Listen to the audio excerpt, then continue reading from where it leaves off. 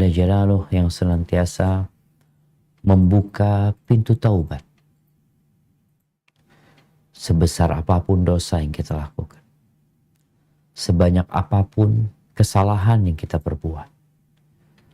Apabila kita kembali kepada Allah Azza wa Jalla, pintu taubat senantiasa dibuka olehnya selama hayat masih dikandung badan. Allahumma salli wa sallim ala sayyidina wa maulana Muhammadin wa ala alihi wa ashabihi ajma'in. Ya Allah, semoga salawat dan salam senantiasa Engkau curahkan untuk hamba kekasih, untuk baginda Nabi kita Muhammad alaihi salatu wassalam, untuk keluarga beliau, untuk istri-istri beliau, untuk putra-putri beliau, dan untuk seluruh sahabat Nabi. Semoga Allah meridhai kita bersama mereka. Amma ba'd. Jamaah rahimakumullah. Semua ingin rumah tangganya harmonis. Setiap pasangan tatkala dia memulai hidup baru, membuka lembaran-lembaran baru dalam hidup mereka, biasanya mereka sudah merajut mimpi untuk hidup yang penuh dengan kebahagiaan. Tapi terkadang apa yang diharapkan tak kunjung datang. Masalah demi masalah menimpa suami istri, anak-anak, seakan-akan apa yang mereka harapkan sirna. Sehingga terkadang kita melihat antrian panjang di pengadilan agama. Baik suami yang menceraikan istrinya atau istri yang sedang menggugat suami. Terkadang ada ruang-ruang mediasi juga penuh, berusaha untuk memperbaiki dua pasangan ini. Yang sejatinya kedua orang ini, mereka menempuh pelaminan itu dengan harapan rumah tangganya sakinah, mawaddah dan rahmah. Terus kenapa itu tidak terjadi? Apa sebenarnya? Karena seharusnya orang yang memiliki tujuan yang sama, visi dan misi yang sama, mereka dapat bekerja sama untuk mencapai target dan tujuan mereka. Tapi kalau ternyata dua orang yang sama-sama ingin kebahagiaan, tapi kok nggak dapat kebahagiaan? Allah Jalla Jalaluhu berfirman di surat An-Nahl ayat 97, menceritakan tentang kebahagiaan itu untuk siapa sih? Kehidupan yang baik itu untuk siapa? Sehingga tatkala kita tidak mendapatkan kehidupan yang baik, sepertinya syarat dan ketentuan yang seharusnya dipenuhi belum. Nah, coba kita baca ayat ini.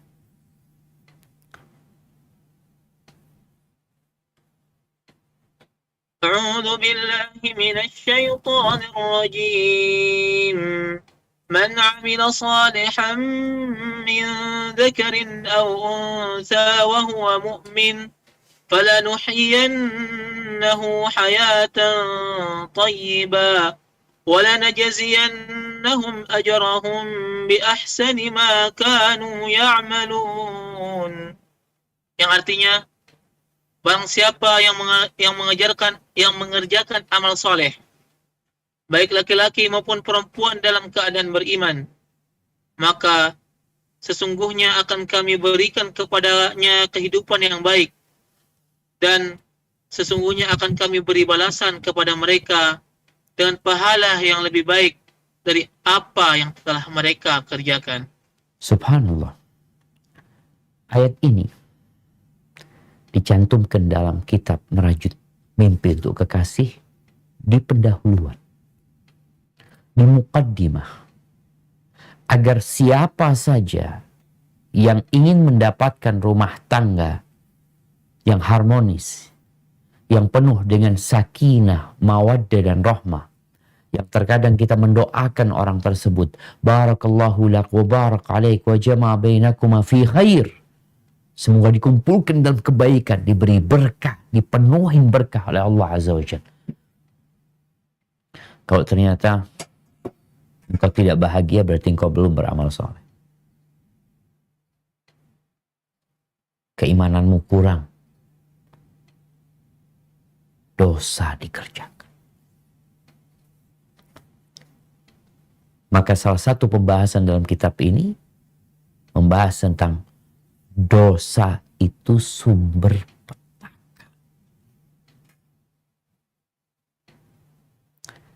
Karena Allah nggak ridho dengan dosa. Mau dosa besar, mau dosa kecil, sama-sama Allah tidak ridho. Bahkan sebagian orang meremehkan dosa-dosa kecil. Mungkin dia memandang dia punya amal soleh yang banyak, dia punya ketaatan yang banyak, sehingga dosa-dosa kecil itu tidak membahayakan dia. Iyyakum wa muhaqqaratidz dzunub.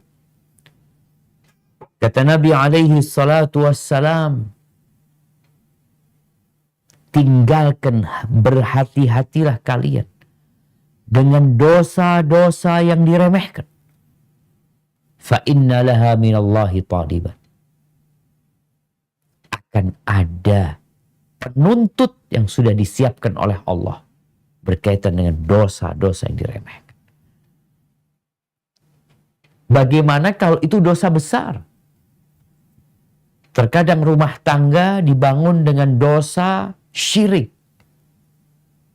Mereka berangkat ke dukun.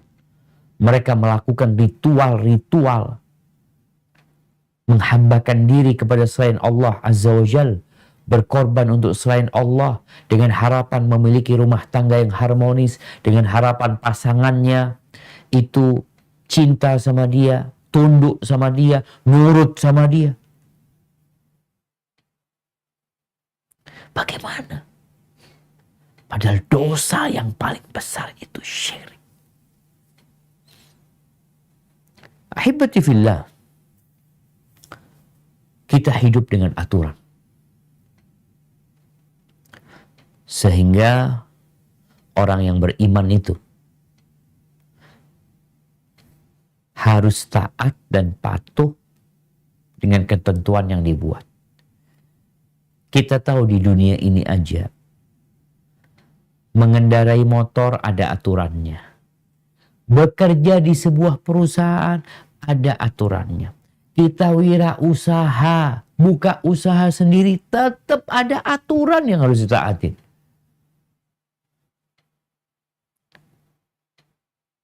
Maka terkadang sebagian orang tuh nggak mau ikut aturan, tapi dia mau berbahagia. Konsekuensi sebagai seorang hamba adalah melaksanakan perintah Allah tanpa banyak tanya. Ketika Nabi SAW mengatakan kepada para sahabatnya, Innallaha farada alaikumul hajja fahujju. Allah mewajibkan kepada kalian untuk berhaji. Kalian berangkatlah haji. Ada satu yang tanya, Afi kulli amin ya Rasulullah. Apakah setiap tahun? Nabi SAW diam. Lalu beliau mengatakan, Lau qultu na'am la wajab. Kalau aku katakan iya, maka wajib. Kalian kalau disuruh, kerjakan semampu.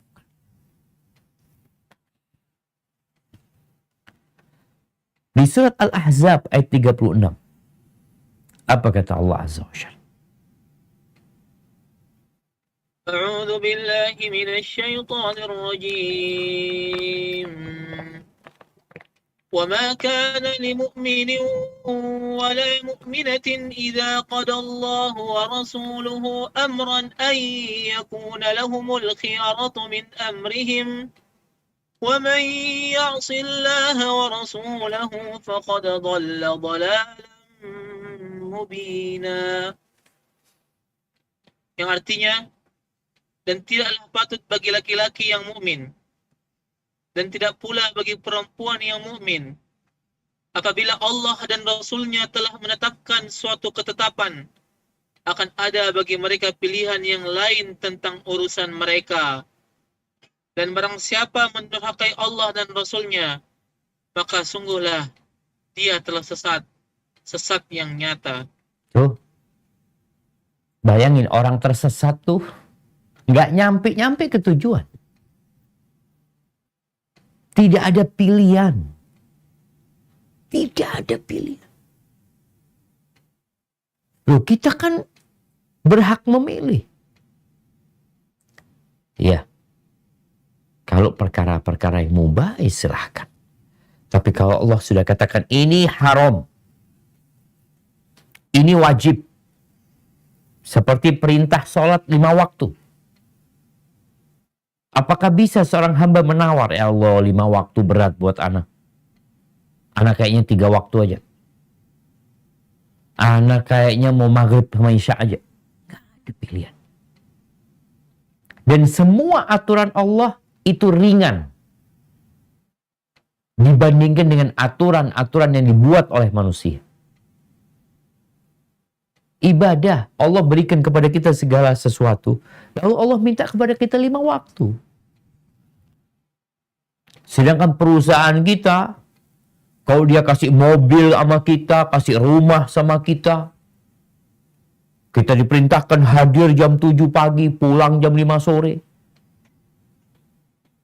Bandingkan fasilitas yang diberikan sama kantor kita dan Allah yang memberikan fasilitas kepada kita. Tangan, kaki, mata, jantung, lambung, usus, hati, limpa, ginjal. Siapa yang ngasih ini? Perusahaan? Enggak. Masa kita lebih taat dengan peraturan perusahaan, peraturan tempat kita kerja daripada aturan Allah Azza wa Jalla? Maka Allah katakan, وَمَنْ يَعْصِ اللَّهَ وَرَسُولَهُ. Barang siapa yang menurhakai Allah dan Rasul, bermaksiat kepada Allah dan Rasul, maka dia telah sesat dengan kesesatan yang nyata. Oleh karena itu kadang-kala kita melihat dua pasangan yang seakan-akan harmonis, hidupnya berbahagia, tapi keduanya pelaku maksiat, nggak ada kebahagiaan buat mereka. Terus yang ada pura-pura bahagia. Cepat atau lambat akan tersingkap bahwa mereka tersesat dengan kesesatan yang nyata. Ahibati fillah, dosa itu meninggalkan perintah, melanggar larangan. Kondisi negeri kita sekarang, kondisi dunia, COVID-19 yang masih belum selesai. Bencana-bencana yang terjadi, baik bencana nasional, bencana internasional, atau bencana yang menimpa diri kita. Ketahuilah itu karena dosa-dosa manusia. Loh Ustaz, kok enak banget bisa menentukan seperti itu? Kita ini gak boleh menentukan sesuatu kecuali ada ketentuan dari Allah Jalla Jalaluh. Kita gak tahu apa-apa. Allah utus nabinya Nabi Muhammad SAW. Allah turunkan kitabnya Al-Quran. Di situ dijelaskan segala sesuatu. Coba kita buka firman Allah di surat Ar-Rum ayat 41. Apa kata Allah Jalla Jalaluh?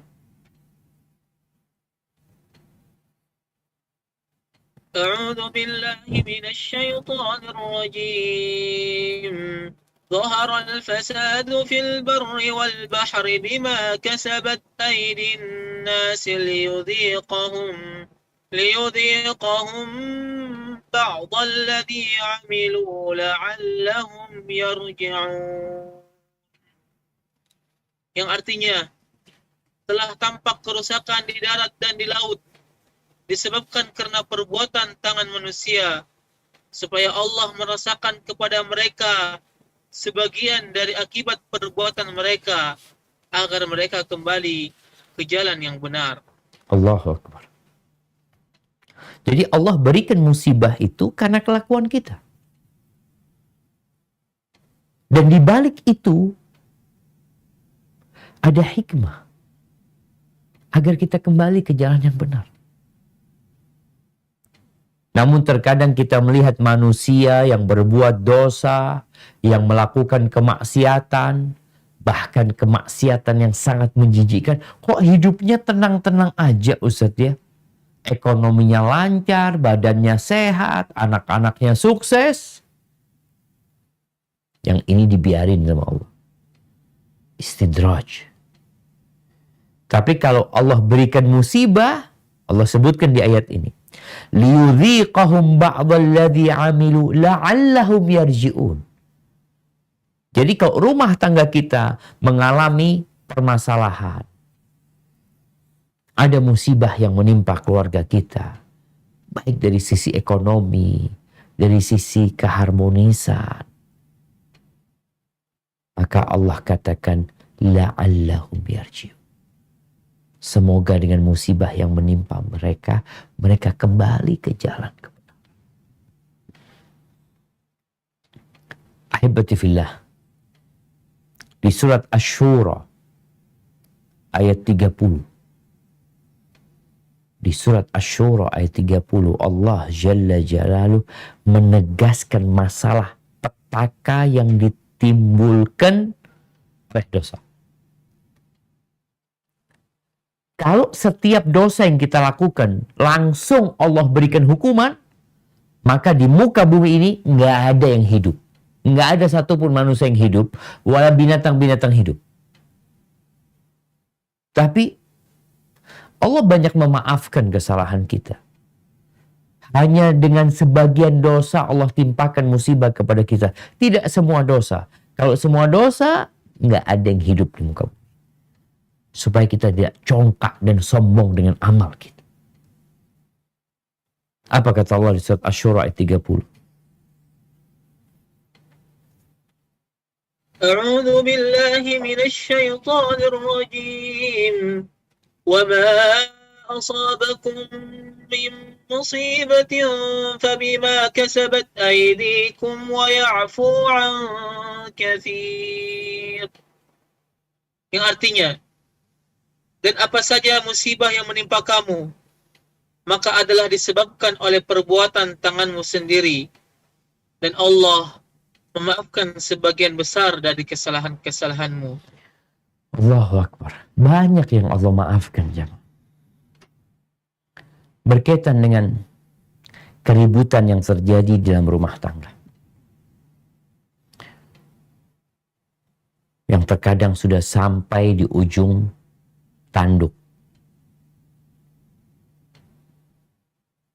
Ana seringkali datang orang mau konsultasi tentang rumah tangga mereka. Cerita panjang, intinya dosa.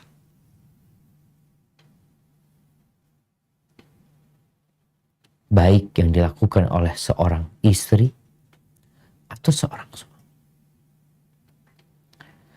Di dalam hadis yang diriwayatkan oleh Imam Ahmad, Rasulullah sallallahu alaihi wasallam mengatakan, "Walladzi nafsu Muhammadin biyadihi, ma tawaddathnani fafurriqa bainahuma illa bidhanbin yuhdithuhu ahaduhum." Demi Allah yang jiwaku berada di tangannya, tidaklah dua orang yang saling mencintai lalu terceraikan antara keduanya, terpisahkan antara keduanya, melainkan itu terjadi disebabkan dosa yang dilakukan oleh salah satu dari keduanya.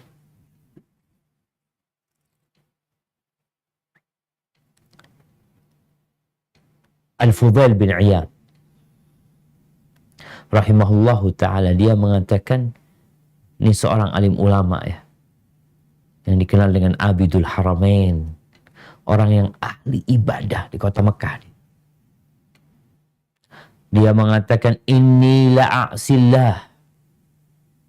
Sesungguhnya aku berbuat maksiat kepada Allah Jalla Jalaluh. Fa'arifu dhalika. Maka aku mengetahui dampak dari dosa yang aku lakukan itu. Di mana dia melihat dampak dari dosa itu? Fi khuluqi himari wa khadimi wa mra'ati wa fa'ra baiti. Kata beliau mengatakan dampak buruk dari dosa yang aku lakukan itu, aku melihat pada perilaku keledaiku, perilaku pembantuku, perilaku istriku, bahkan tikus di rumah. Jadi kalau ada dua orang yang sebelumnya mereka saling mencintai, yang rumah tangganya adem, ayem, menyenangkan, tahu-tahu ribut. Tuh ada apa ini? Seorang wanita kadang-kadang melihat suaminya, lu ada apa sama suamiku ya? Kok berubah dia? Marah-marah. Masalah remeh yang biasanya dia nggak marah, sekarang jadi besar masalahnya.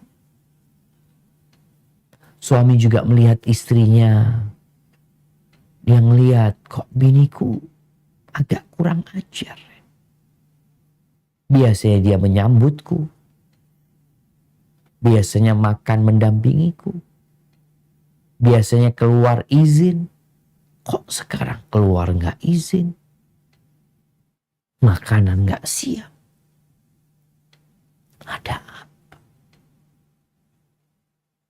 Sampai tikus, kata Fudail bin Iyad, tikus di rumahnya.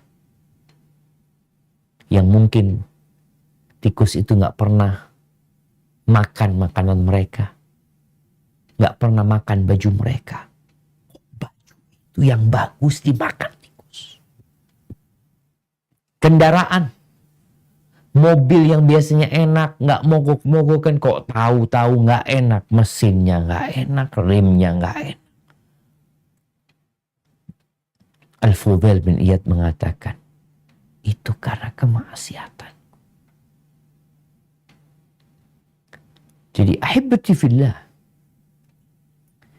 Umar bin Abdul Aziz rahimahullahu ta'ala, dia mengatakan, ma nazala bala'un illa bidhambin wala rufi'a illa bitaubah. Musibah turun disebabkan dosa. Tidaklah ada musibah yang turun melainkan karena dosa, dan tidak diangkat kecuali dengan sebab taubat.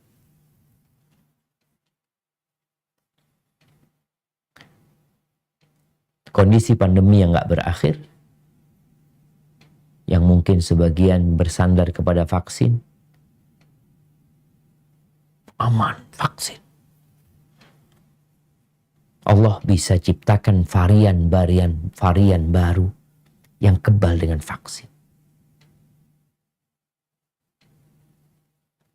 Maka seharusnya orang tahu, segera kembali kepada Allah.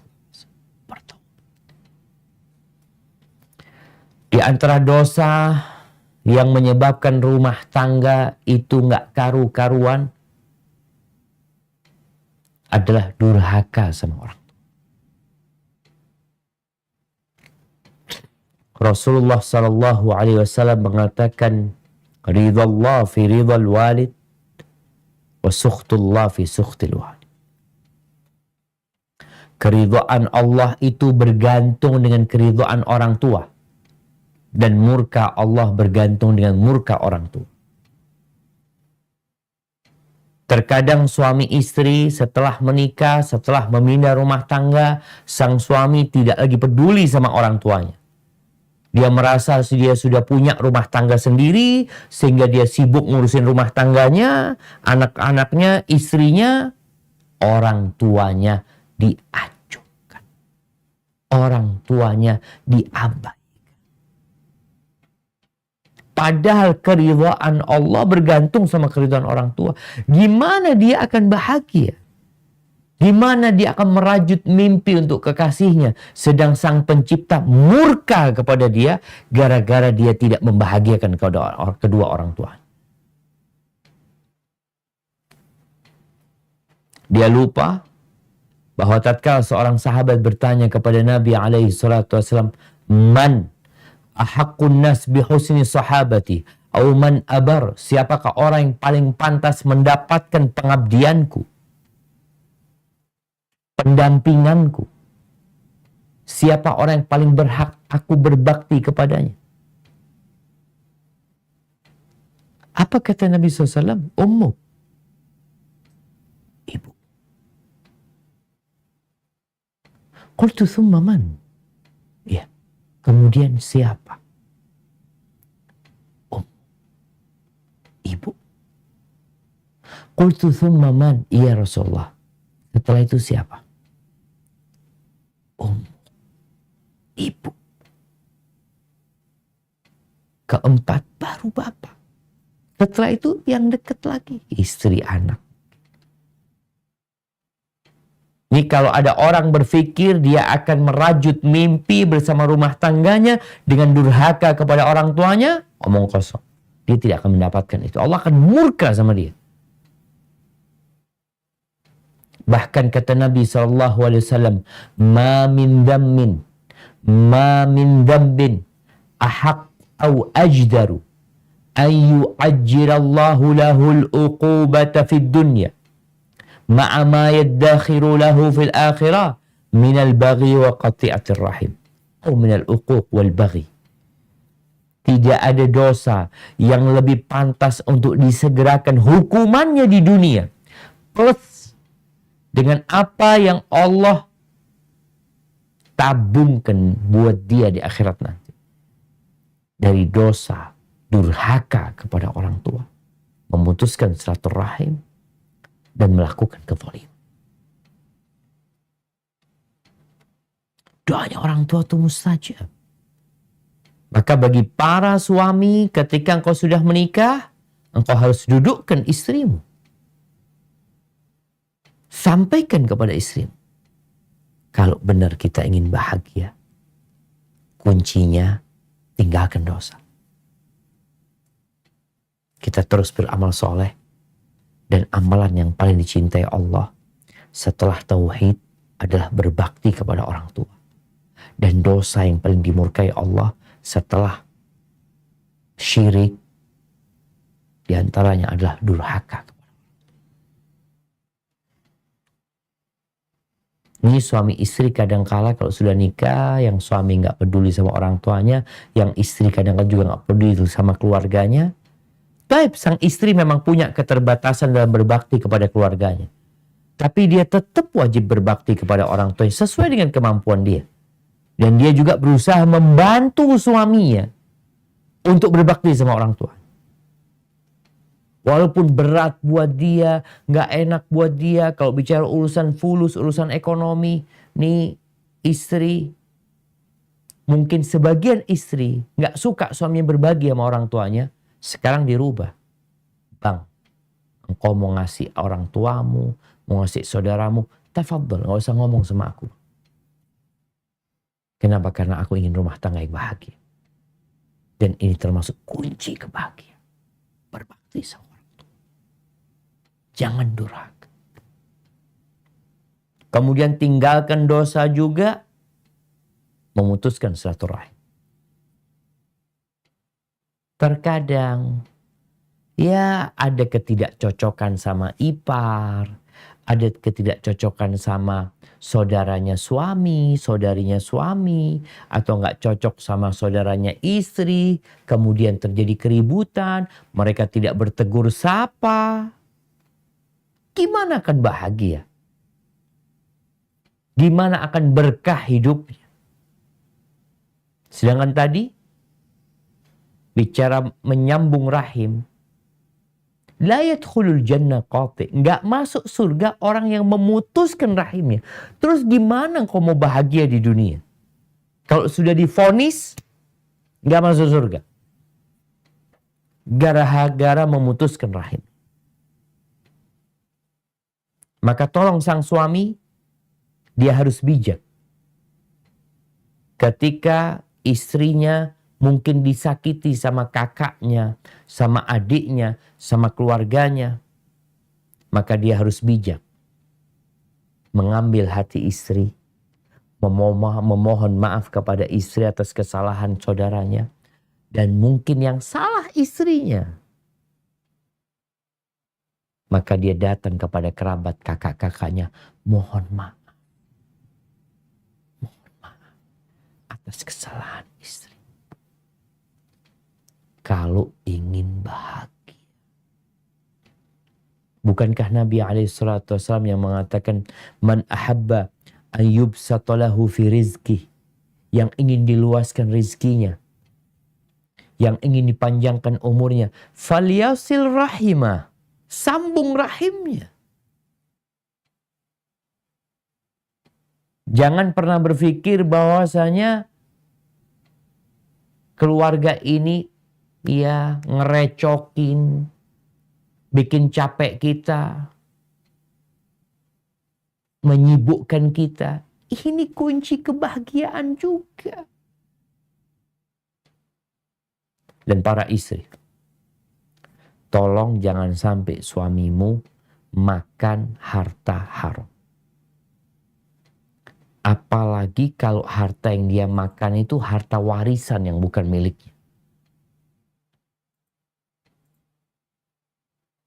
Ini ya karena kurangnya pemahaman agama. Kadangkala kalau ada warisan itu rebutan. Dan terkadang kakak tertua, karena dia yang memegang harta orang tuanya, terkadang dia menzalimi adik-adik. Para istri, tolong jagain suamimu. Sampaikan, apa gunanya mas dapat duit banyak kalau nggak ada berkahnya. Bahkan dengan duit yang banyak itu dicabut kebahagiaan dari rumah kita.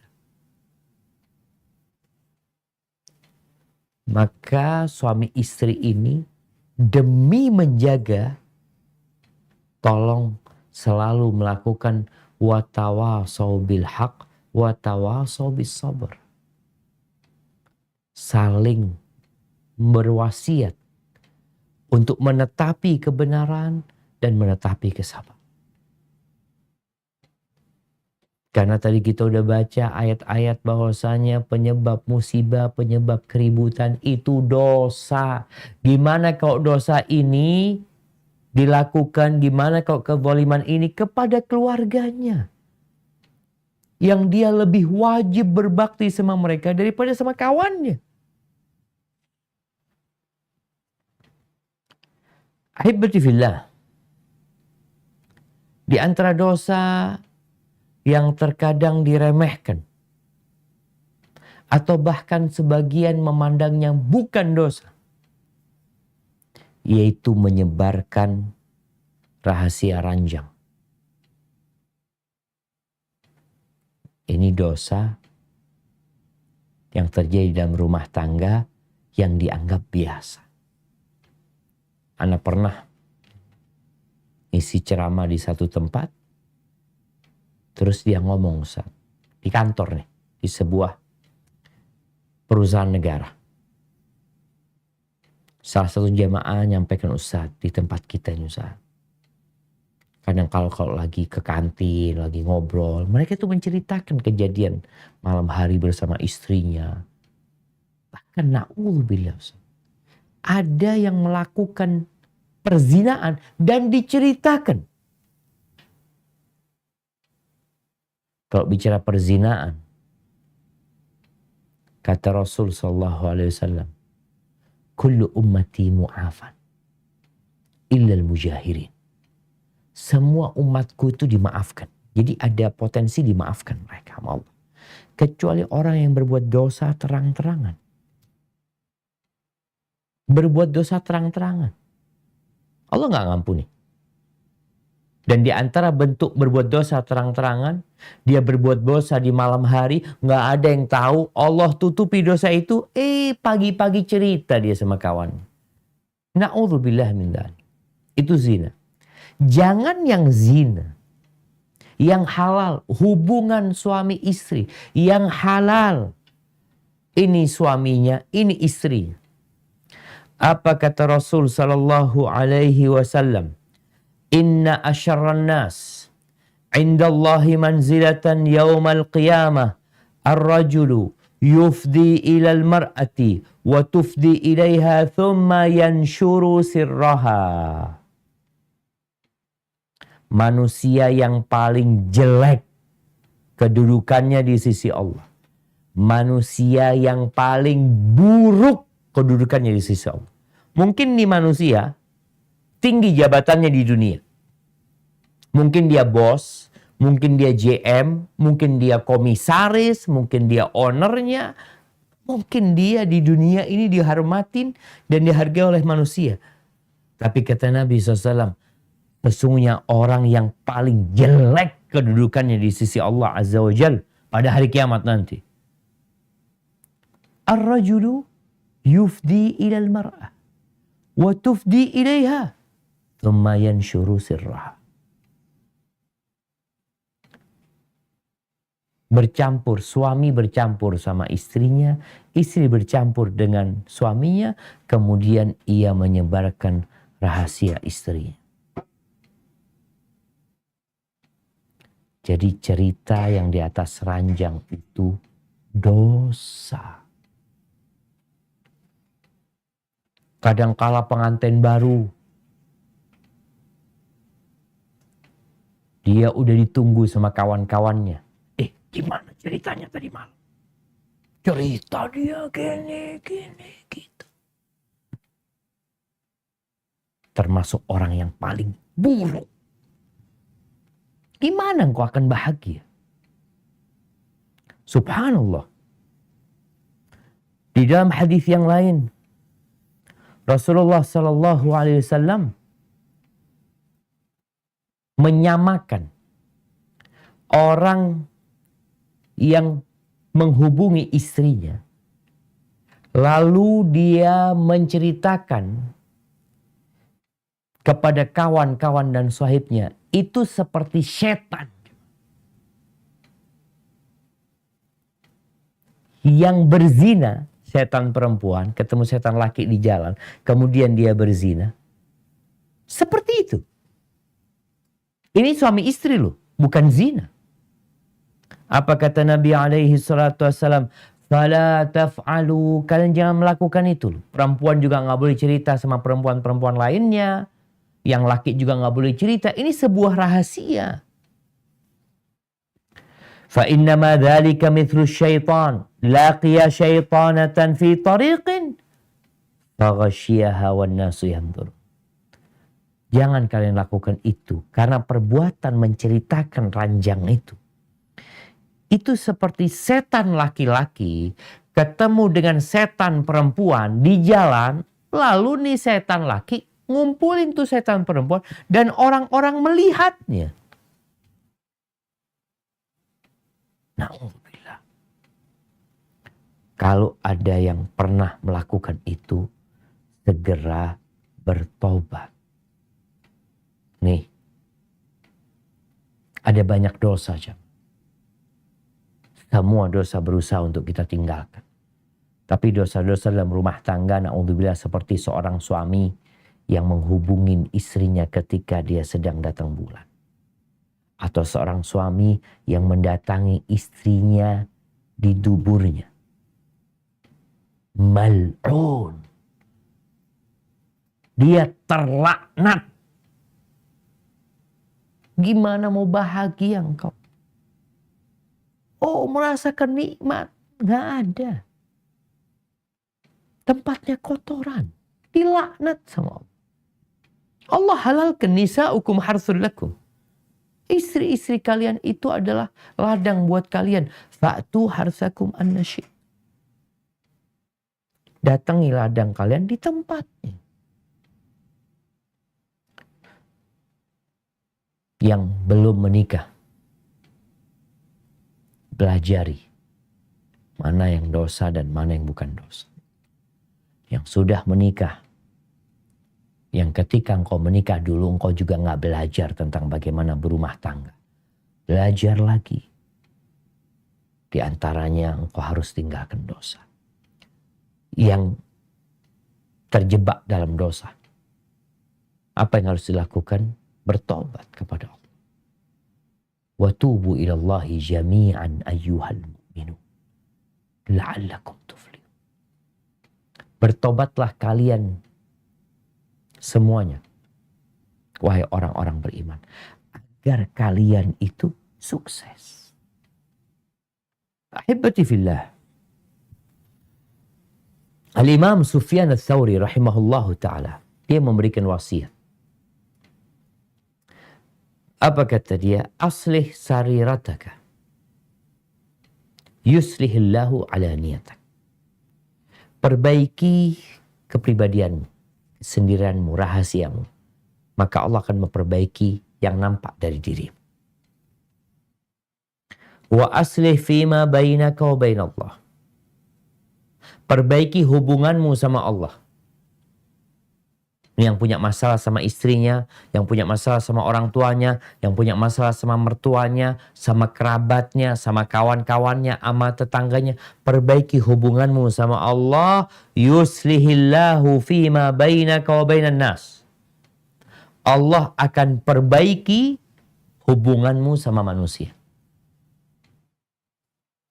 Maka yang sudah berbuat dosa, segera bertobat kepada Allah. Syarat tobat itu semuanya insya Allah udah pada tahu. Berulang kali disampaikan.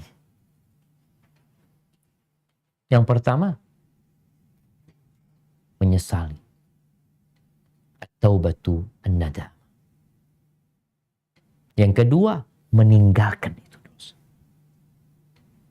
Yang ketiga, bertekad untuk tidak mengulangi itu dosa. Dan yang keempat nih, kalau dia melakukan kezaliman kepada manusia, segera minta maaf. Segera engkau minta maaf. Engkau punya utang, engkau nggak bayar-bayar, atau nggak mau bayar, bayar segera. Kenapa? Boleh jadi ini yang menyebabkan rumah tanggamu jadi nggak benar. Engkau melakukan kezaliman kepada manusia. Menunda-nunda pembayaran utang buat orang yang mampu, itu kezaliman, kata Nabi SAW. Kalau engkau ghibain dia, mencaci maki dia, menipu dia, segera minta maaf. Kalau engkau ingin berbahagia, perbanyak istighfar.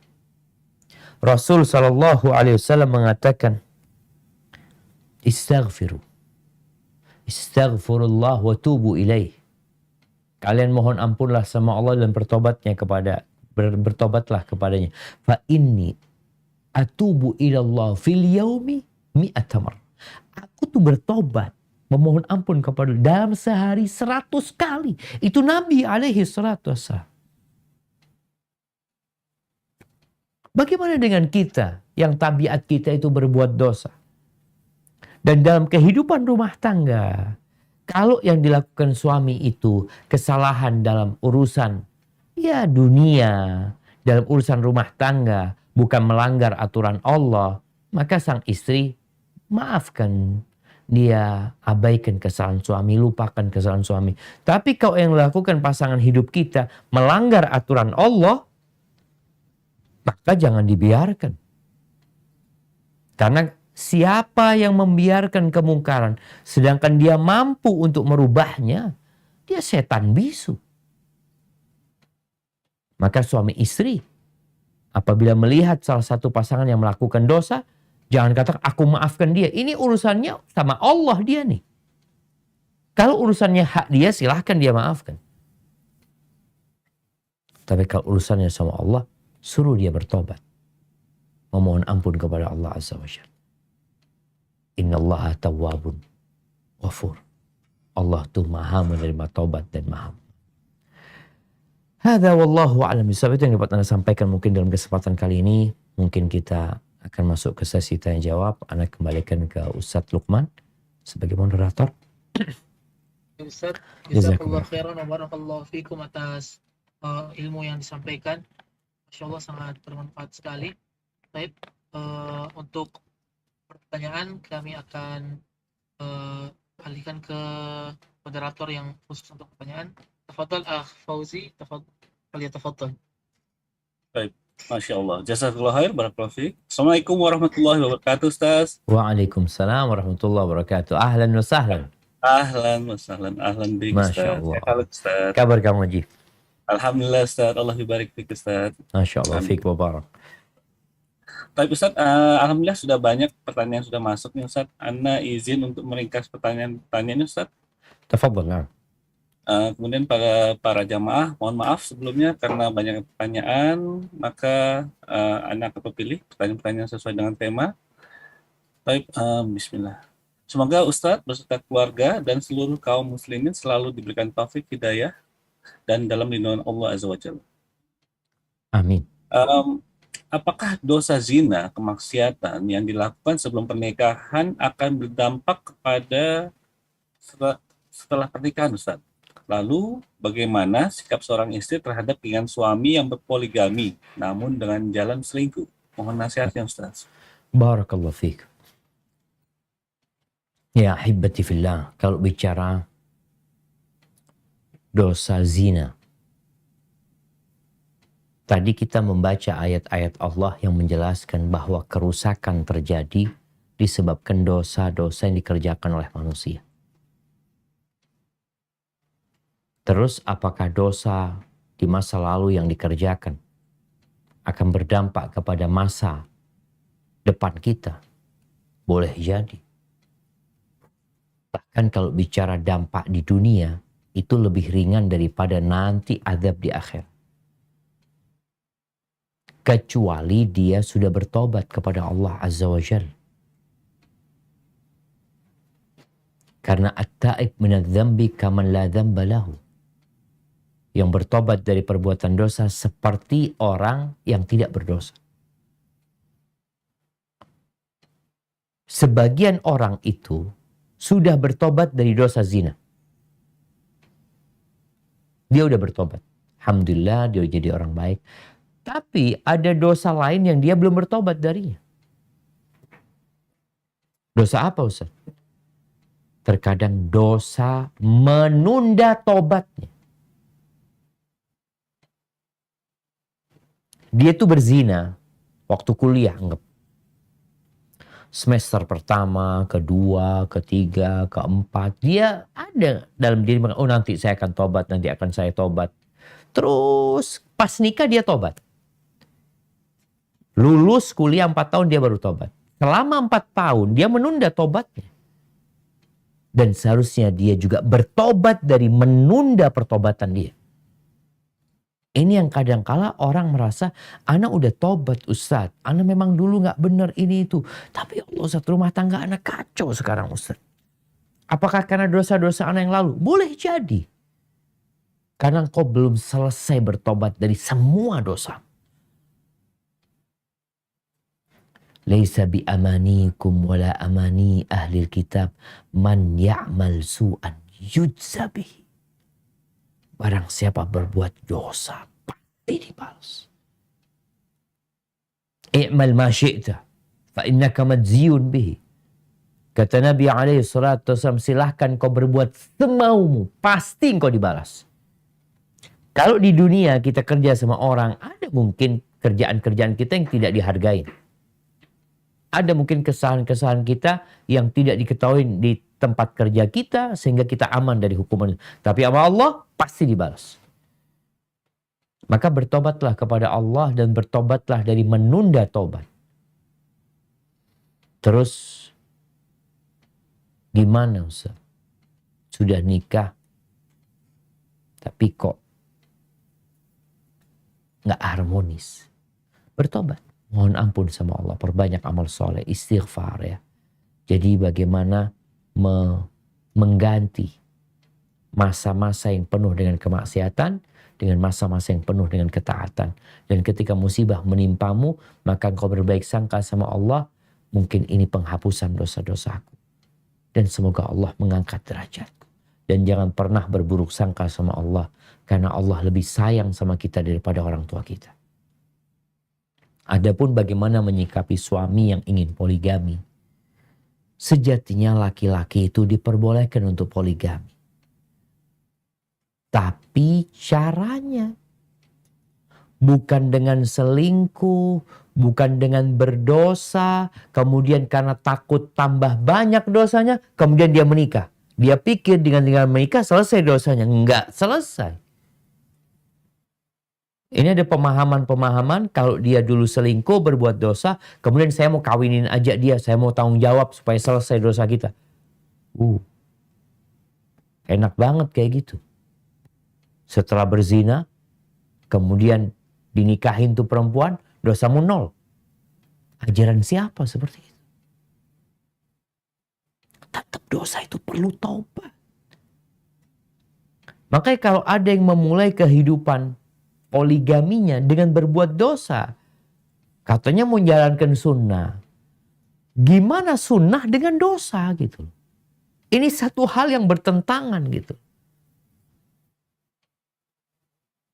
Maka istri melihat kalau suaminya bertobat dari dosa yang dia kerjakan, dan perempuan yang dia nikahi adalah perempuan yang baik-baik, yang soleha. Tapi ya gimana dia mau dapat perempuan soleha, dianya sendiri nggak soleh. Ya pantas pezina itu nikahnya sama pezina. Pantas seperti itu. Maka seorang istri dia tinggal lihat. Kalau suaminya bertobat, dia terima ahlan wa sahlan. Tapi kalau nggak bertobat, dia punya hak untuk menggugat cerai suaminya. Karena kita tahu nih suami kayak gini hanya akan bawa bala di dalam rumah. Sebagian istri takut gugat cerai. Karena dia merasa nyaman hidup sama suaminya karena masalah fulus dan dunia. Padahal Allah murka dengan rumah tangga yang seperti itu. Na'udzubillah min dzalik. Baik, barakallahu fiik. Baik, jazakallahu khair, barakallahu fiik Ustaz atas jawabannya. Pertanyaan berikutnya Ustaz, setelah hijrah ini di dalam keluarga mendapatkan lebih banyak cobaan Ustaz. Tapi ketika saya sedang malas atau sedang futur, saya merasa cobaannya lebih ringan Ustaz. Mohon pencerahannya Ustaz. Naam jemaah. Jadi itu ujian buat hamba. Ketika dia hijrahnya kuat, cobaannya bertambah. Karena memang cobaan itu tanda cinta Allah. Cobaan itu tanda cinta Allah. Bukankah Nabi SAW mengatakan asyaddun nasi bala'an al-anbiya? Orang yang paling dahsyat cobaan itu para nabi. Thummal amthal fal amthal. Kemudian yang mendekati ke nabi itu derajatnya. Yubtalar rajul bihasabi dini. Orang itu dikasih cobaan sesuai dengan kadar agamanya. Kalau agamanya kuat, imannya kuat, ditambah tuh cobaan. Imannya lemah, dikurangin cobaan. Dan ada orang-orang yang nggak dicoba, dalam arti nggak dikasih bala dia. Hidupnya senang terus. Sampai kata Nabi SAW, "Idza ra'aita Allah yu'til 'abda 'ala ma'asihi ma yuhibbu, yu'til 'abda minad dunya 'ala ma'asihi ma yuhibbu, fa'lam annahu istidraj." Kalau engkau melihat Allah menumpahkan, memberikan rezeki kepada seorang hamba, apa yang dia sukai Allah berikan, padahal dia melakukan kemaksiatan, maka ketahuilah itu adalah istidraj. Dia diulur, dibiarkan sama Allah, nggak dikasih musibah, disenangkan hidupnya sampai tatkala dia bergembira, Allah cabut nyawa, Allah matikan dia. Maka kalau bicara tadi, ketika seorang imannya kuat, balanya tambah kuat. Ketika imannya lemah, kok kayaknya cobaannya tambah lemah. Ya, cobaan itu tanda cinta. Allah kepada hambanya. Idza ahabballahu qauman ibtalahu. Coba kita lihat para sahabat Nabi.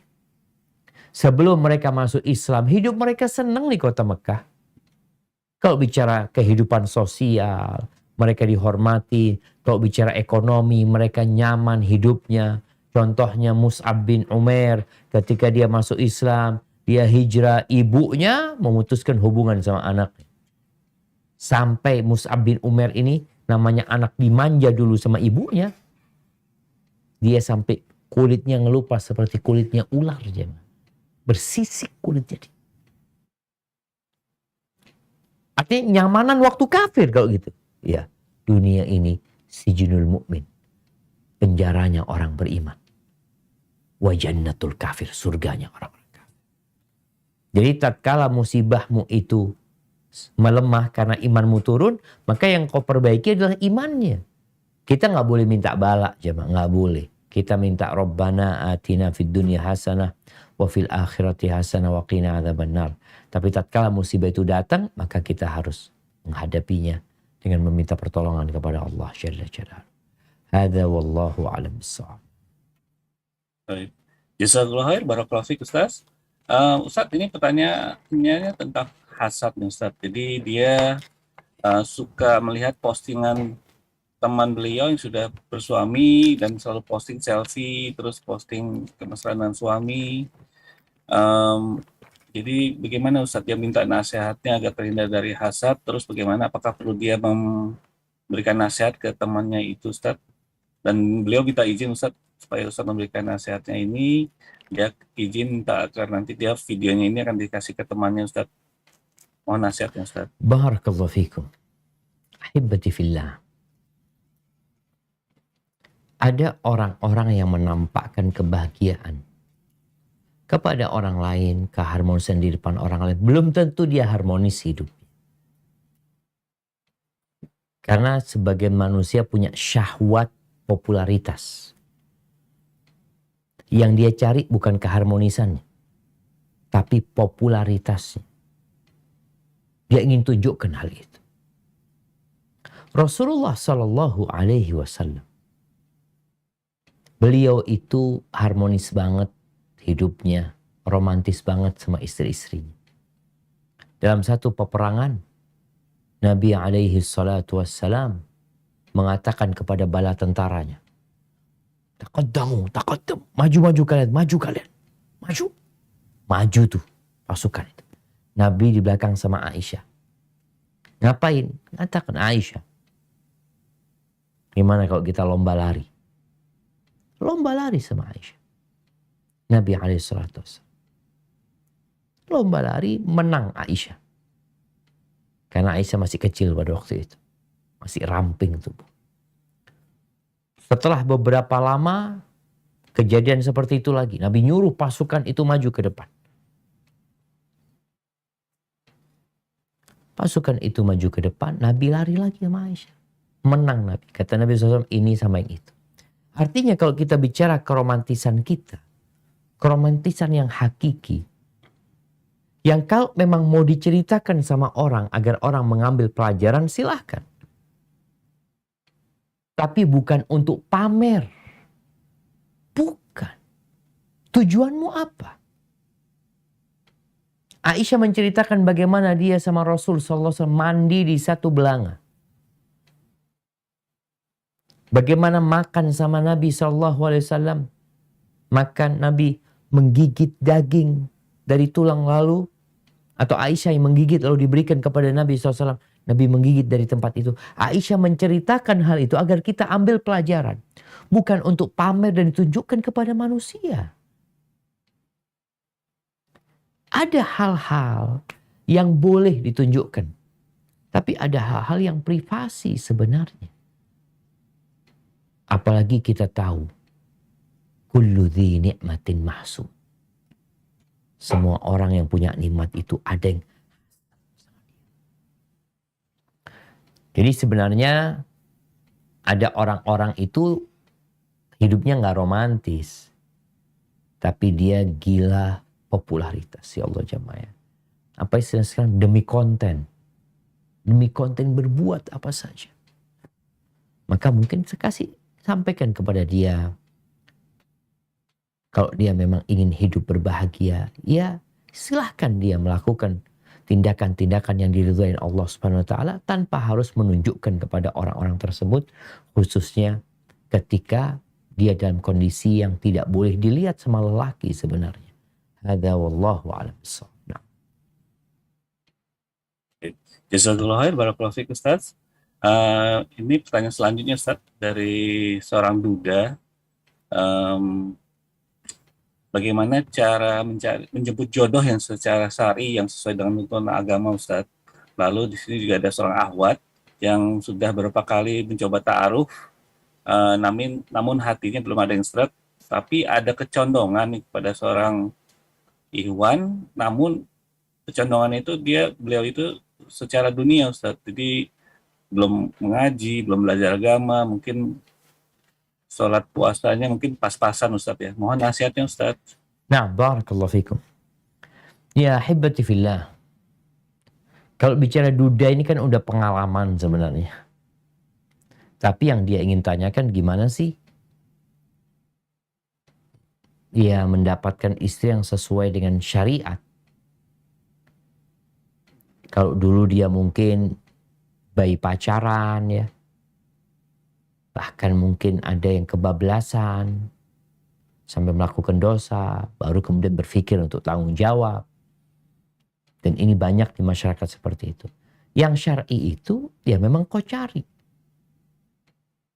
Engkau memang mau menikah. Gimana carinya? Ya dengan mencari informasi. Ada nggak perempuan-perempuan yang soleh? Atau dia punya kenalan. Dia tahu punya tetangga. Dia mungkin punya kawan yang tahu dia soleha. Maka engkau datang kepada orang tuanya. Atau engkau tanyakan kepada perempuan tersebut. Engkau sudah ada yang punya apa belum? Aku ingin melamar.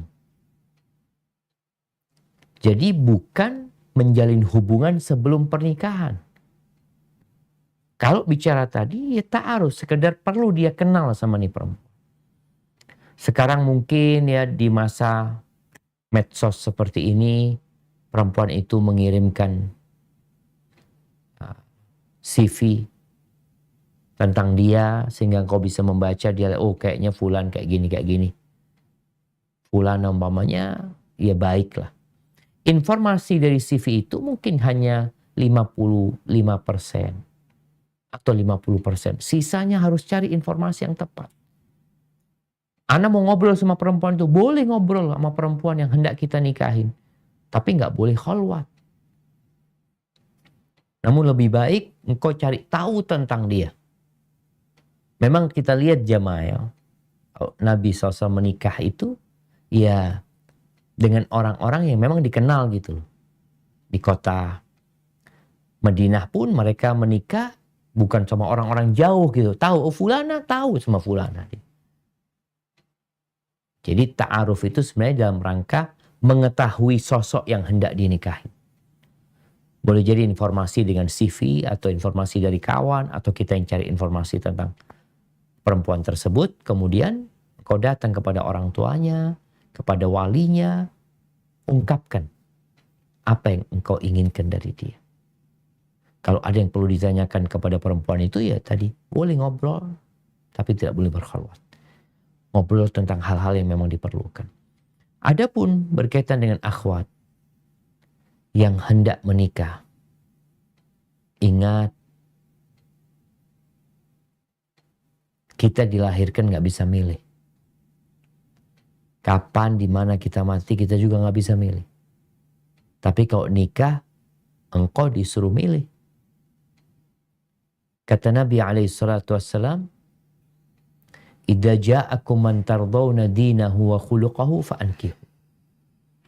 Apabila datang kepada kalian seorang laki-laki kepada walinya nih, datang kepada walinya bukan kepada perempuannya. Ini nyambung dengan pertanyaan yang sebelumnya. Apabila datang kepada kalian seorang laki-laki yang agamanya kalian ridhoi, akhlaknya kalian sukai, kawinkan. Banyak perempuan dengan kecantikannya dia mencari laki-laki yang kaya. laki-laki yang tampan. Sedangkan Nabi SAW memberikan arahan, kalau tujuanmu adalah mendapatkan sakinah, mawaddah dan rahmah, maka ikuti nasihat Nabi SAW. Yang agamanya baik, akhlaknya mulia. Kalau tidak, akan terjadi fitnah dan kerusakan di muka. Terjadi KDRT kadangkala, keributan di rumah tangga gara-gara salah milih. Maka engkau sekarang kalau dikatakan condong dengan seorang ikhwan, engkau kenapa condong sama dia? Kalau engkau condong karena dunia, ya masalah. Engkau sulit akan berbahagia dengan dia kecuali dia bertobat kepada Allah Azza wa Jalla. Kalau bicara agama dan akhlak, maka agama ini ada batas minimal. Minimal tuh laki, gimana kondisinya? Agamanya melaksanakan yang wajib. Pas-pasan gak apa-apa. Tapi gak ketinggalan. Sholatnya 5 waktu bukan 4. Ramadan puasa sebulan bukan 20 hari. Perhatikan yang seperti ini. Jadi ada batas minimal agama melaksanakan yang wajib, meninggalkan yang haram. Dia masih makruh Ustadz, yang sunnah belum dikerjakan, oke. Gak ada masalah. Bukan gak ada masalah ya. Masih masuklah dalam kriteria yang minimal. Tapi kalau gak ada itu, maka gimana engkau mau menikah dengan dia? Insya Allah Ustaz nanti dapat diperbaiki. Terkadang kecondokan kepada harta dan dunianya membuat kita menghayal. Iya, manusia itu berpotensi bisa dirubah gitu loh. Tapi engkau siapa gitu loh. Engkau siapa? Boleh jadi engkau yang berubah karena menikah dengan dia. Maka tolong diperhatikan masalah ini. Ummu Sulaim pernah dia dilamar oleh orang kaya, Abu Tolha. Orang kaya dan baik. Jadi secara akhlak Abu Tolha terkenal di kota Madinah.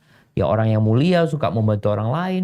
Dia mengatakan kepada Ummu Sulaim, "Halumma ya Ummu Sulaim. Ayo Ummu Sulaim, kau nikah sama aku. Aku akan berikan emas dan perak kepadamu." Apa kata Ummu Sulaim?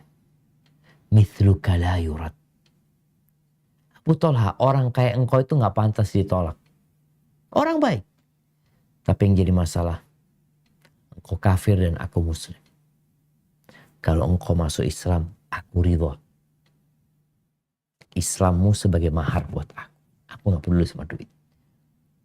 Nih, berarti kan Ummu Sulaim gak berpikir kepada harta, kepada agama.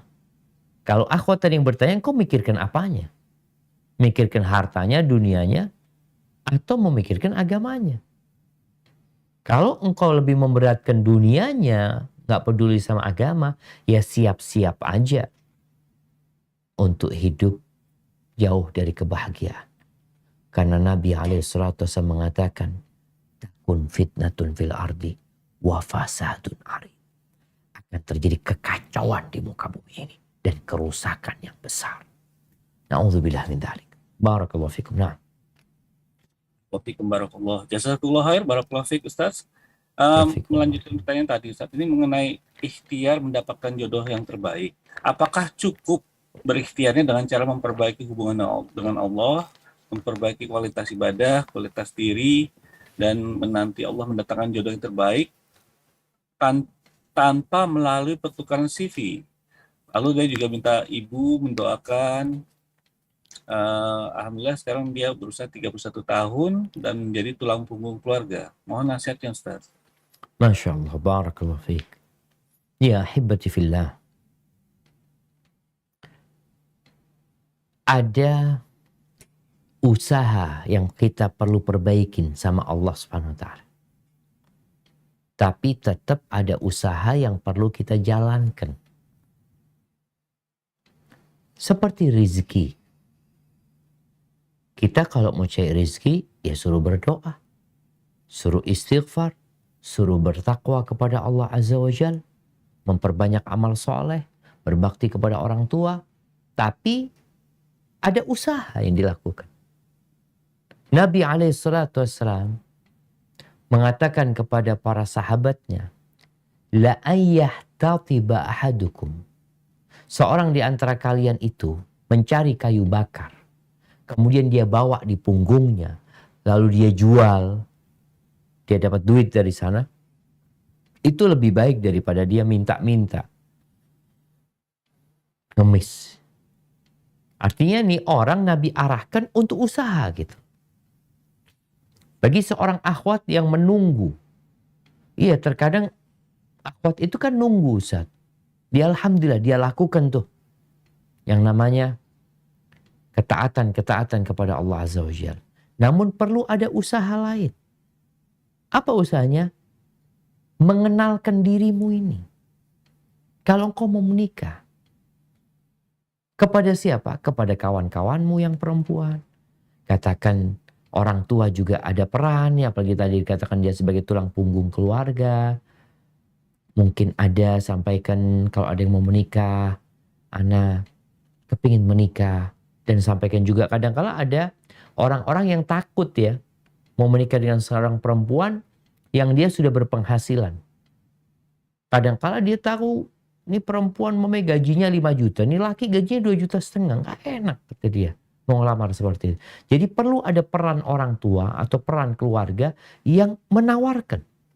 Sebagaimana Umar bin Khattab radhiyallahu ta'ala anhu. Menawarkan. Menawarkan siapa? Menawarkan putrinya. Ditawarkan kepada Abu Bakar, ditawarkan kepada Utsman.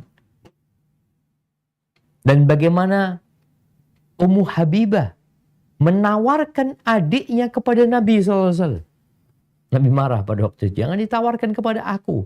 Adik-adik kalian gak boleh gitu loh menikah dengan menggabungkan seorang perempuan dengan saudaranya. Jadi usaha menawarkan itu perlu gitu loh. Apa mungkin tadi disebutkan dengan menulis CV. Gak ada masalah supaya orang tahu, ada yang kenal gitu loh. Bosnya fulana ini seperti ini dan dia sudah siap untuk menikah. Maka berusahalah untuk menjalankan semua sebab yang memang disyariatkan sambil kita berdoa kepada Allah Azza wa Jal, dan jangan lupa untuk bertawakal. Fa idza azamta fatawakkal 'ala Allah, innallaha yuhibbul mutawakkilin. Kalau engkau sudah bertekad, usaha sudah semua, serahkan sama Allah. Allah cinta dengan orang-orang yang bertawakal kepadanya. Hadza wallahu a'lam bissawab. Masya Allah. Jazakallah khair, barakallahu fiik Ustaz. Afwan Ustaz, ini hanya masih bisa berapa pertanyaan lagi Ustaz? Masya Allah, mungkin bisa 5 pertanyaan lagi Bang. Wah, Masya Allah. Alhamdulillah Ustaz, masih banyak nih Ustaz pertanyaannya Masya Ustaz. Allah. Insya Allah. Ustaz, pertanyaan selanjutnya Ustaz.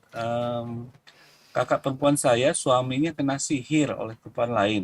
Dan sekarang meninggalkan rumah secara tiba-tiba, kemudian meminta cerai. Apa yang harus kakak perempuan Gimana saya Bang? lakukan? Menggugat Jadi, cerai dia? Suaminya Dia kena meninggalkan sihir, rumah? lalu tiba-tiba minta cerai. Suaminya minta cerai? Minta cerai suaminya. Nah, kemudian Bang? Kemudian mohon nasihatnya, apakah yang kakak perempuan saya lakukan untuk menghadapi semua ini? Kakak saya tidak bekerja, memiliki 1 anak, suaminya tidak memberikan nafkah sama sekali. Mohon nasihatnya. Allahu Akbar.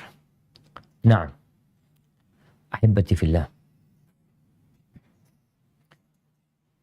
Di antara dosa besar yang bahkan dapat mengantarkan kepada kesyirikan adalah sihir.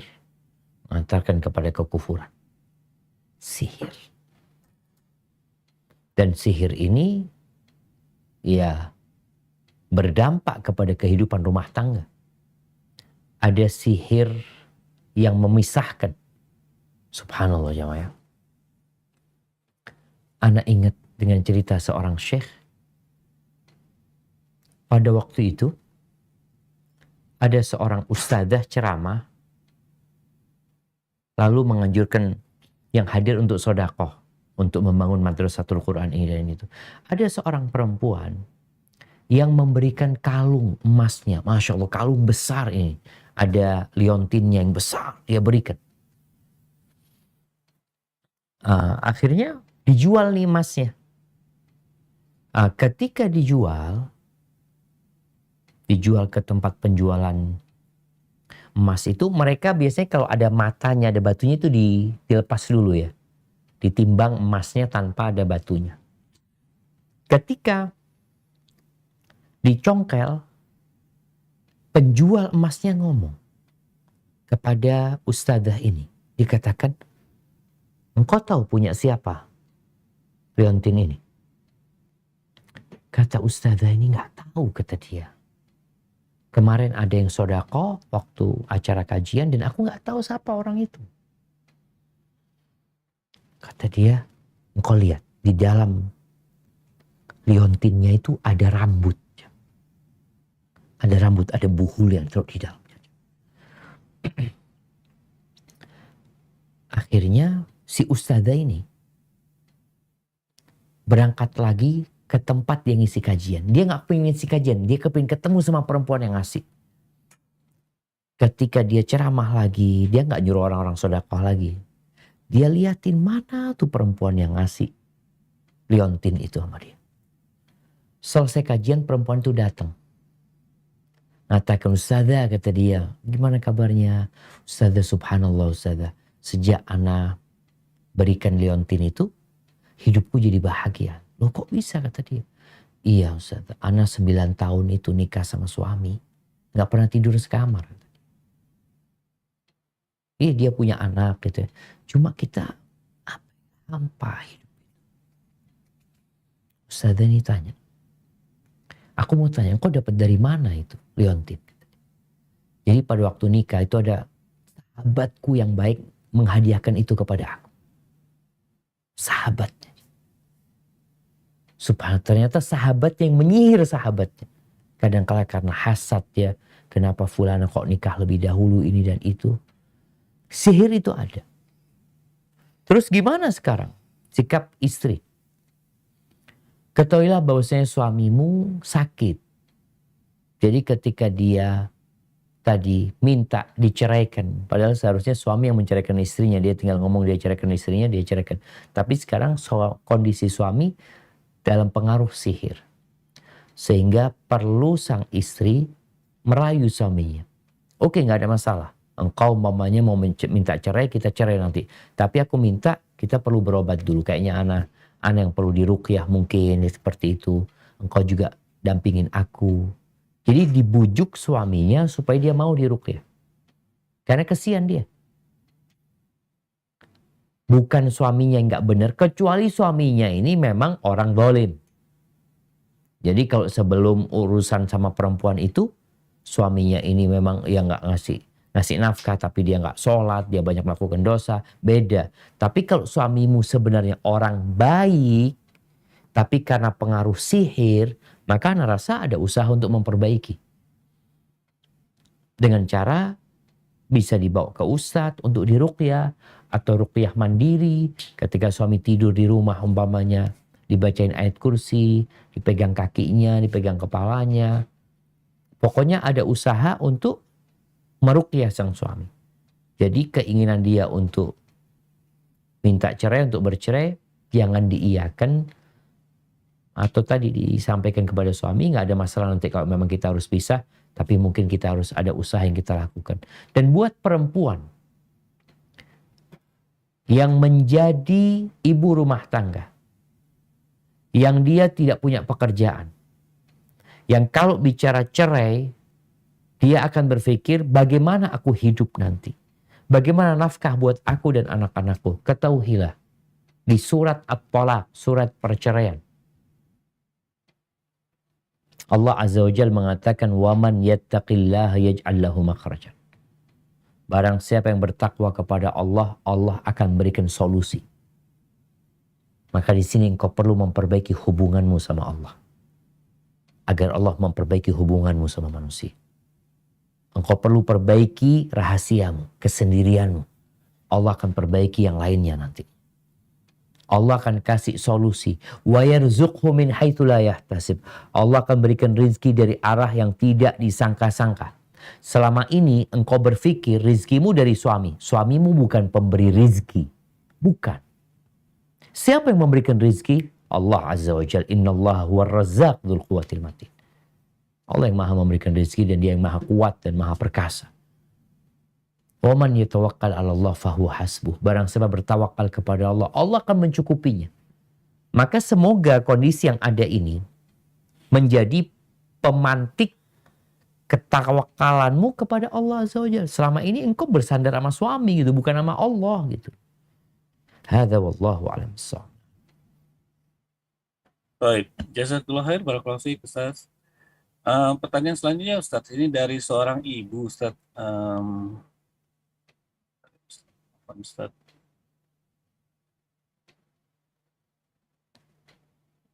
Oke.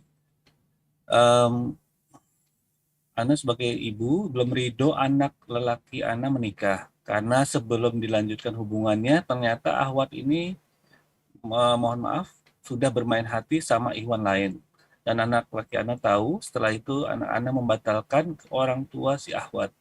Pertanyaan Ana, apakah Ana berdosa Ustaz karena melarang melanjutkan niat anak Ana dan tidak memberi restu dan ridho? Mohon nasihatnya Ustaz. Barakallahu fikum. Nah, ahibati fillah. Orang tua tuh ingin kebaikan buat anaknya. Maka tinggal bagaimana komunikasi sama anak.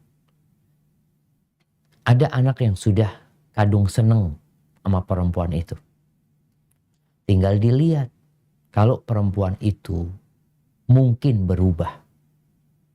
Mungkin hubungan dia dengan ikhwan itu hanya main-main saja. Maka Ana rasa perlu ada terus terang gitu. Kepada anak kita terus terang sehingga dia tahu kenapa orang tuanya nggak merestuin. Tapi kalau ternyata kondisinya itu, perempuan itu, ia dapat berubah dan insya Allah dia akan menjadi lebih baik, maka nggak ada masalah dilanjutkan. Tapi kalau enggak, kesian sama anak kita juga kalau nggak dilarang. Karena kalau sudah menikah tapi perempuan itu masih berhubungan sama laki-laki itu, na'udzubillah min dzalik. Maka rasa buat ibunya nggak berdosa, bahkan dia mungkin akan mendapatkan pahala dengan dia berusaha memberikan yang terbaik buat anaknya. Hadza wallahu a'lam bissawab. Baik, jazakallahu khair, barakallahu fiik Ustaz. Pertanyaan selanjutnya Ustaz, sampai kapan harus bersabar dengan pasangan yang melanggar syariat agama? Contohnya berselingkuh, sudah diberi kesempatan untuk berubah dan bertobat tapi terus diulanginya. Apakah sebaiknya menggugat cerai atau tetap berdoa kepada Allah untuk mendapatkan agar suami mendapat hidayah Ustaz? Barakallahu fiik. Ahibati fillah. Allah Azza wa Jalla mengatakan wa tawasaw bil haqq wa tawasaw bis sabr. Hendaklah kita saling memberikan nasihat dalam kebaikan. Lihat suamimu, kalau dia memang orang yang baik, mau bertobat kepada Allah Azza wa Jalla.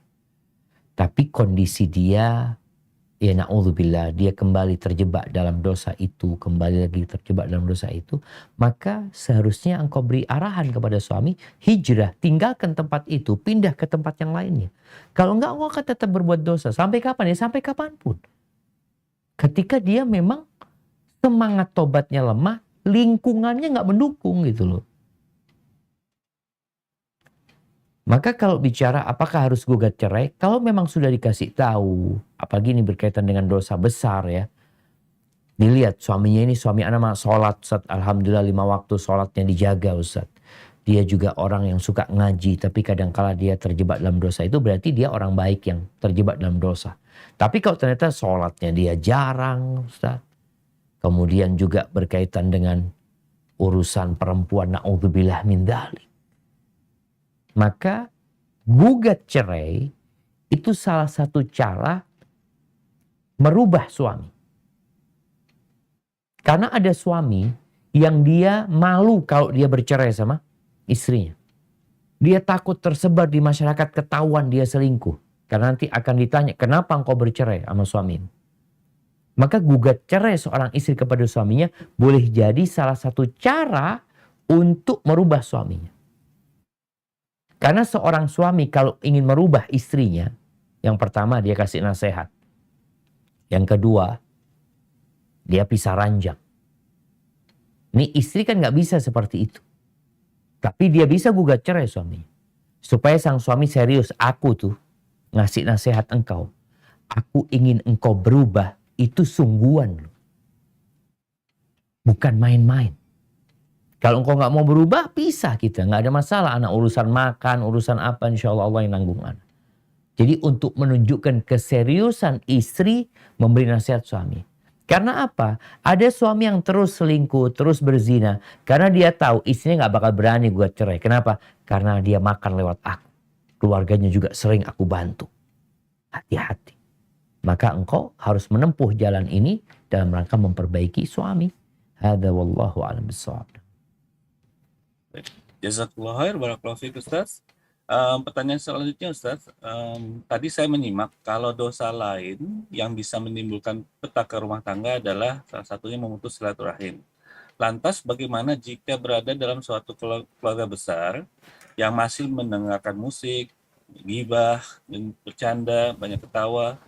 Bagaimana Ustaz? Apakah tetap menjalin silaturahmi atau bagaimana Ustaz? Masya Allah, barakallahu fikum. Iya, jamaah. Silaturahim itu artinya berbuat baik kepada kerabat kita. Berbuat baik. Jadi berbuat baik kepada kerabat itu bentuknya macam-macam. Yang paling minimal yang nggak boleh ditinggalkan adalah mengucapkan salam. Bulu arhamakum walau bisalam. Basahi tali rahim kalian walaupun sekedar salam. Terus yang kedua dengan berbagi sama mereka. Mungkin kita nggak kumpul sama mereka, tapi kita berbagi hadiah sama mereka. Kita punya rezeki kita kirimkan ke mereka. Jadi kita tetap jaga silaturahim. Yang ketiga berdakwah. Ini penting. Karena ada orang-orang yang nggak paham agama gitu loh, yang nggak ngerti karena kebodohan mereka atau karena mereka memang nggak pernah belajar. Maka tugas kita bagaimana? Berbuat baik kepada mereka dengan cara berdakwah. Jadi bukan akhirnya kita tinggalkan mereka. Karena kapan kita akan mendakwain mereka? Namun ada kondisi-kondisi yang memutuskan rahim itu dalam rangka memperbaiki. Contohnya, punya adik gak sholat. Katakan, Dik, kalau engkau tetap gak sholat, kakak gak akan ke rumahmu lagi dan kakak tidak akan membantumu. Selesai sudah. Ini diperbolehkan. Ini namanya hajar. Yaitu memboikot orang karena Allah. Karena urusan agama bukan karena urusan dunia. Itu kalau memang diharapkan adiknya berubah tuh ketika diancam seperti itu. Dikatakan kalau engkau nggak berubah, ya udah kakak nggak akan bantu engkau. Kakak nggak akan datang ke sini. Engkau juga nggak usah datang ke kakak. Itu dalam rangka memperbaiki. Bukan dalam rangka sakit hati, bukan. Hadza wallahu a'lam bishawab. Naam. Baik, jazakallahu khair, barakallahu fiik Ustaz. Masih boleh dua atau Tafadhol dua. Bismillah. dua? Bismillah ya Ustaz. Baik. Nah, ini dari seorang akhwat Ustaz. Dia ini saat ini ada seorang duda yang ngaku duda, minta ta'aruf, tapi setelah dicari tahu ternyata ia masih dalam tahap mediasi cerai. Kemudian akhwat ini takut menolak karena takut sulitnya mencari ta'aruf lagi. Karena dia sudah 4 kali ta'aruf, gagal terus karena dia juga tidak menjelaskan kepada yang sebelumnya tentang ayah dan ibunya yang berbeda agama. Mohon nasihatnya Ustaz. Barakallahu fiik. Nah, mahibati fillah, buat akhwat ini ya, kalau laki-laki itu dia mengaku duda karena dia anggap dia tidak akan melanjutkan rumah tangganya. Jadi dia duda karena memang dia dalam proses perceraian yang dia ingin ganti istri. Maka insya Allah ucapan itu bisa diterima ketika dia mengaku duda. Akan tetapi dilihat perilaku dia yang lain. Dia orang baik enggak? Jangan sampai seorang wanita gara-gara dia gagal ta'aruf, akhirnya dia menerima yang ada. Udah ini datang bagaimanapun kondisinya aku terima. Jangan sampai. Engkau juga perlu pelajari kenapa dia bercerai dengan istrinya. Masalah di istri atau masalah di dia. Sehingga engkau benar-benar menikahi seorang yang engkau tahu siapa yang engkau akan nikahi. Bukan menerima dia karena terpaksa. Sebagian wanita dia akan berpikir lebih baik dia menjadi perawan tua atau menjadi janda daripada dia menikah dengan fulan. Tapi kadangkala dia mau gugat cerai juga sulit ini dan itu. Ada kejadian-kejadian seorang wanita yang naudzubillah dia menikah, dia terima itu orang laki, akhirnya hidupnya bak di neraka. Maka jangan sampai engkau terpaksa ya. Tapi engkau memang harus benar-benar mencari tahu tentang laki-laki tersebut dari sisi agama dan akhlaknya. Setelah itu engkau musyawarah dan meminta pilihan dari Allah Azza wa Jalla. Hadza wallahu a'lam bishawab. Jazakallahu khair, barakallahu fiik Ustaz. Pertanyaan terakhir Ustaz ya. Ini ada menanyakan apakah ada amalan yang dicontohkan oleh Rasulullah ketika anak dalam kandungan, lalu bagaimana untuk pendidikan anak sejak kecil Ustaz? Barakallahu fikum. Nah, mahibati fillah. Kalau bicara apakah ada yang dicontohkan nama Nabi SAW ketika anak dalam kandungan, wallahu a'lam bishawab ya. Yang ada adalah doa yang selalu dipanjatkan. Allah Azza wa Jalla menceritakan bagaimana Nabi Ibrahim berdoa, Rabbi habli minas salihin ya. Ya Allah berikan kepada aku keturunan yang soleh ya. Kemudian doanya ibunya Maryam, bagaimana ketika dia hamil dia bernazar bahwasanya yang di perutnya itu kalau lahir nanti akan dijadikan pembantu di rumah Allah Azza wa Jalla, diwakafkan di sana. Kalau amalan-amalan tertentu seperti ketika berumur 3 bulan atau 4 bulan atau 7 bulan yang ana ketahui Rasulullah SAW tidak mengajarkan ritual-ritual tersendiri. Tapi yang namanya doa minta selamat itu seorang muslim tiap hari. Doa minta selamat itu jangan bicara hamil nggak hamil, kita tiap hari minta selamat pagi dan petang. Allahumma inni as'alukal afwa wal afiyah fid dunya wal akhirah. Baca a'udzu bikalimatillahi tammat min syarri ma khalaq. Kemudian ya baca bismillahilladzi la yadurru ma'asmihi syai'un fil ardi wala fis sama. Jadi intinya bicara minta keselamatan, sepanjang hidup kita minta keselamatan, apalagi seorang ibu yang sedang hamil, maka hendaklah dia selalu meminta keselamatan kepada Allah Azza wa Jalla dengan doa-doa yang diajarkan, tapi tidak ada ritual-ritual tersendiri yang diadakan